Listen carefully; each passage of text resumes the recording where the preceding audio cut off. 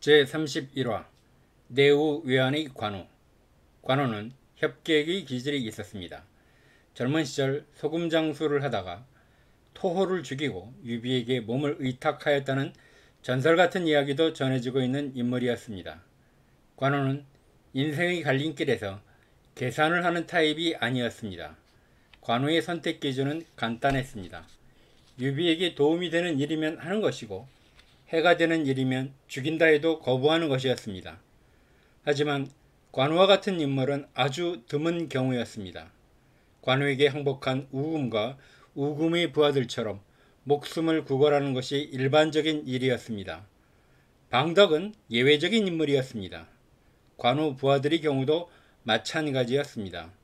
관우처럼 유비를 위하여 목숨을 초계같이 버린 인물들은 드물었고 대부분은 우금의 경우와 같았습니다. 송건은 오나라의 이익을 위해서라면 어제의 약속을 손바닥처럼 뒤집는 정치인이었고 또 그런 사람들의 심리를 잘 이용할 줄 아는 정치인이기도 하였습니다. 조조는 손권이 관우의 후방을 치겠다는 편지를 보내오자 신하들을 불러 대책을 의논하였습니다. 대부분의 신하들은 손권이 부탁한 대로 편지 내용을 누설하지 말아야 한다고 주장했습니다. 하지만 조조의 오랜 신하 동소가 말했습니다. 군사일은 항상 권도로서 하는 법이고 시기와 상황에 적절해야 합니다. 송건이 비밀을 지킬 것을 요구한 것에 따르는 척하면서 내부적으로 그 비밀을 누설하여야 합니다. 송건이 편지를 누설하면 관우는 철수할 것이고 자연히 조인이 지키는 번성의 포위는 풀리며 위나라는 이익을 얻는다는 것입니다. 초기 관우는 배신한 송건에게 치를 떨면서 서로 싸우게 되고 싸움이 길어지면 위나라는 앉아서 적들이 피로해지기를 기다릴 수 있다는 것입니다. 오와 촉이 지치면 형주 전체를 도모하는 것도 가능해진다는 것입니다. 비밀을 지킨다면 손권만 유리해지니 좋은 계책이 아니라는 것입니다. 손권이 형주 전체를 차지하면 위나라는 번성의 포위만 풀리는 이점 이외에는 이득이 없다는 것입니다. 만약 번성에서 버티는 장수와 병사들이 구원병을 기다리다 지쳐 만약에 딴 마음이라도 먹는다면 위나라는 큰 손해를 입는다는 것입니다. 한시라도 빨리 관우가 번성에서 물러나도록 조치하는 것이 위나라의 이익이라는 것이었습니다. 조조는 즉시 양릉파에 주둔하고 있는 서왕에게 송건의 편지 4번을 포위된 번성을 향하여 쇠뇌로 쏘아대도록 지시하였습니다. 통신용으로 사용하는 대형 쇠뇌는 사거리가 날아가지만 매우 부정확하다는 단점이 있었습니다. 조조는 일부러 여러 번 쇠뇌를 발사하게 하였고 사번의 일부는 조인이 있는 번성에 떨어졌지만 일부는 관우의 군중에도 떨어졌습니다. 번성에서는 위군의 사기가 올라갔고 반대로 관우의 군대는 앞과 뒤에서 적을 맞이하게 되면서 불안해하는 기색이 역력하였습니다. 관우는 고민하였습니다.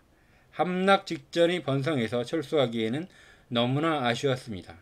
남군과 공안을 지키는 미방과 부사인이 버텨준다면 번성을 함락시키고 돌아갈 생각도 있었습니다. 219년 10월 송건은 남군을 공격하면서 손교와 여몽을 각각 좌우부 대독에 임명하였습니다. 의심 많은 송건에게는 당연한 방책이었습니다. 하지만 여몽이 송건에게 단도직입적으로 말하였습니다. 만약 지존께서 보시기에 정로장군 손교가 능력이 있다면 마땅히 손교를 임명하시고 저 여몽이 능력이 있다면 여몽을 임명하셔야 합니다. 지난날 적벽대전 시 주유와 정보를 각기 좌우부 대독으로 임명하여 서로 화목하지 않아 국사를 망칠 뻔하였습니다. 마땅히 경계하여야 할 일입니다. 송건은 여몽의 말을 듣고 바로 여몽에게 사과하고 다시 명령을 내렸습니다. 여몽을 대도도독으로 삼고 손교는 후방에서 여몽에게 지원하라. 손교는 손권의 작은아버지 손종의 아들로 손권의 사촌동생이었습니다. 손교는 성격이 강하며 오나라의 명장 감령과도 크게 충돌하였고 감령을 굴복시키려 하였던 장수였습니다. 여몽은 이를 염려하였던 것이었습니다. 여몽은 매우 신속하고 은밀하게 움직였습니다. 여몽의 수군은 정병들을 배의 선실이나 내부에 매복시키고 선상에는 흰옷 입은 사람들만 나오게 하여 상선으로 위장하였습니다. 관우가 강화군의 접경부터 강변을 따라 세워놓은 봉화대를 접수하려는 계책이었습니다. 여몽은 관우가 설치한 망대나 척후병을 보면 흥정이라도 하려는 듯 접근하여 모두 붙잡아 보송줄로 묶었습니다. 여몽의 선봉부대가 기습작전을 벌이는 것을 번성에서 싸우는 관우는 물론 후방의 미방과 부사인도 깜깜하게 몰랐습니다. 남군 대수 미방은 강릉에 주둔하였고 장군 부사인은 공안에 있었습니다. 미방은 유선의 생모인 미부인의 친동생이었고 미축과 함께 유비의 오랜 측근이었습니다. 하지만 관우는 미방과 부사인을 경시하였습니다. 관우가 보기에 눈에 차지 않는 인물이었습니다. 늘 멸시하고 모욕하는 것이 일상이었습니다. 번성 토벌전이 장기화되자 물자 보급이 여의치 않았는데 관우는 늘 이를 책망하였습니다. 관우가 돌아가면 내 마땅히 이 두 놈을 취지하리라는 말이 전해졌으므로 미방과 부사인은 두렵고 불안하기만 하였습니다. 여몽이 먼저 공안을 기습하자 부사인은 싸우지도 않고 항복하였습니다. 여몽은 이 기세로 강릉까지 진격하였고 강릉을 포위한 다음 부사인을 성 안으로 보내 미방을 설득하게 하였습니다. 미방 역시 저항하지 않고 여몽에게 항복하였습니다. 여몽조차도 이렇게 쉽게 공안과 강릉이 함락될 것을 예측하지 못하였던 것입니다. 여몽은 강릉에 입성한 다음 민심을 얻기 위하여 노약자를 위로하고 죄수를 석방하였습니다. 백성들에 대한 약탈을 엄금하였습니다. 여몽과 같은 고향의 한 병사가 갑자기 비가 내리자 민간의 삿갓을 하나 빼앗아 투구 위에 얹었습니다. 이 사실이 알려지자 여몽이 그 병사를 잡아들였습니다. 병사는 변명했습니다.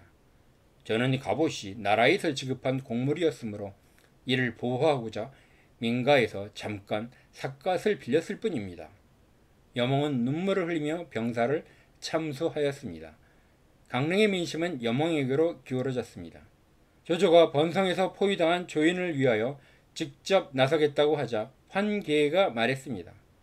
지금 조인 등은 겹겹이 포위된 가운데에 처해 있지만 죽음으로써 수비하며 두 마음을 품지 않고 있습니다. 진실로 대왕께서는 멀리 있으면서 위세를 보이십시오. 안에서는 죽을 각오로 싸울 마음을 품고 밖에는 강한 구원병이 있으며 대왕께서는 대군을 거느리고 힘을 보이시고 있는데 어찌 직접 가고자 하십니까? 조조는 환계의 말을 옳게 여기고 자기 직속 병력과 은서, 주계 등 여러 장수가 지휘하는 12개 진영의 부대를 연이어 서왕의 군에 합류시켰습니다. 송건이 강릉과 공안을 성공적으로 차지했다는 소식이 전해졌습니다. 서왕은 언성을 함락시킨 다음 사총을 공격하였습니다. 관우와 서왕의 군대가 벌판에서 대치하였습니다. 서왕은 관우보다 한두 살 연장자였고 과거 조조에게 투항했을 때 서로의 고향이 같은 하동이었으므로 가깝게 지내던 사이였습니다. 잠시 안부 인사를 나눈 다음 서왕은 부하들에게 명령을 내렸습니다. 관운장의 목을 베어오면 상으로 황금 1000근을 주겠다. 돌변한 서왕의 태도에 관우가 놀라 항의하였습니다. 대형, 그게 무슨 말씀이시오? 서왕이 냉정하게 말했습니다. 이는 국가의 일일 뿐이요. 관우군은 대피하였고 패잔병을 수습하여 양양성으로 후퇴하였습니다. 양양에 이르러서야 강릉과 공안을 손곤이 빼앗았다는 소식을 들었습니다. 번성의 포위가 풀리고 나자 조인은 관우를 추격하고자 하였습니다. 조엄이 말했습니다. 지금 가만히 내버려 둔다면 비록 관우가 이미 패해 외로운 군사로 흩어져 달아나고 있지만 다시 병사를 수습해 송곤에게 보복할 것입니다. 우리가 깊숙이 추격한다면 송곤은 즉시 태도를 바꾸어 관우와 손을 잡고 우리에게 대항할 수도 있습니다. 이는 장차 우리에게 환난을 일으킬 것입니다. 내버려두어 저들끼리 다투게 하는 것이 낫습니다. 위나라 군사에게 쫓기던 관우가 남군으로 휘퇴하면서 여몽이 점령한 강릉으로 사자를 보내 상황을 파악하고자 하였습니다. 여몽은 관우가 보낸 사자를 두텁게 대우하였고 마음껏 돌아다니게 하였습니다. 강릉에 있는 가족들의 근황은 관우의 병사들에게 그대로 전달되었고 시간이 지날수록 관우군의 탈주병은 늘어갔습니다. 관우는 독군 조루의 건의를 듣고 맥성으로 피신하였습니다. 인근 상용이 유봉과 맹달에게 지원병을 요청하였으나 그들은 꿈쩍도 하지 않았습니다. 맹달은 자기애가 강하여 남을 위하여 자신을 희생할 생각은 추호도 없는 인물이었습니다. 맹달의 입장에서는 충성과 의리보다는 현세에서의 영달과 이익만이 관심의 대상이었고, 지원을 고민하던 유봉도 맹달이 설득에 넘어가 모른 채 하기로 하였습니다. 11월 찬바람은 불기 시작하는데 병사들은 몰골이 초라한 수백 명의 패잔병들만 남았습니다. 송건은 주연과 반장을 보내 관우의 퇴로를 차단하였습니다. 주연과 반장은 임저현에 도착하여 협석에 주둔하면서 부하인 마충에게 매복을 명하였습니다. 장향이라는 곳이었습니다. 성을 나선 관우의 뒤에는 관평과 도독 조루와 10여 명의 기병만이 따라붙었습니다.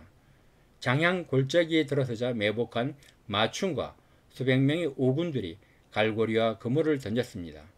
갈고리에 걸려 말이 꼬꾸라지자 관우는 말에서 나동거라졌습니다. 관우는 더 이상 저항할 힘과 의지도 없었습니다. 송건이 관우 부자를 죽이고 형주를 완전히 평정한 것은 219년 겨울 12월의 일이었습니다. 관우는 항복하고 살아남기보다는 의리를 선택하였고, 죽어서 공자를 뛰어넘는 수호신과 같은 대접을 받는 5천년 중국사에서 유일한 존재가 되었습니다.